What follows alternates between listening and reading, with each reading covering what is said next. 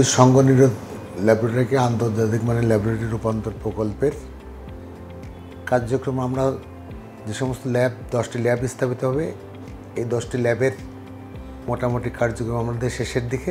আমরা আশা করতেছি যে সমস্ত যন্ত্রাংশগুলো মেশিনারিজগুলো আসছে এগুলো ক্যালিব্রেশন।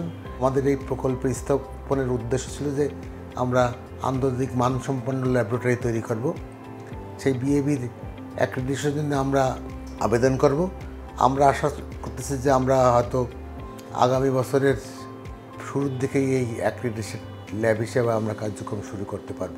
বর্তমান যে ইউরোপের যে ডিম্যান্ডগুলো আছে যে সিমের ক্ষেত্রে এবং পানের ক্ষেত্রে, এই ডিম্যান্ডগুলো আমাদের ল্যাবের মাধ্যমেই আমরা সমাধান করতে পারব, যার ফলে আমাদের যে প্রকল্পের যে উদ্দেশ্য যে আমরা 20 থেকে 30% আমরা আমদানি রপ্তানি বৃদ্ধি করব, সেই রপ্তানিতে আমরা এই ল্যাবের মাধ্যমে বৃদ্ধি করতে পারবো ইনশাল্লাহ আশা করতেছি। ইউরোপের ক্ষেত্রে আমাদের তাদের চাহিদা আছে যে সিমের ক্ষেত্রে তারা পেস্টিসাইড রেসিডিউ সেটা আসে কিনা জানতে চায় এবং আগে পরীক্ষা করে, এবং পানের ক্ষেত্রে তারা সালমোনেলা এদের টেস্টের রিপোর্ট দিতে হয় সেটা আছে কিনা।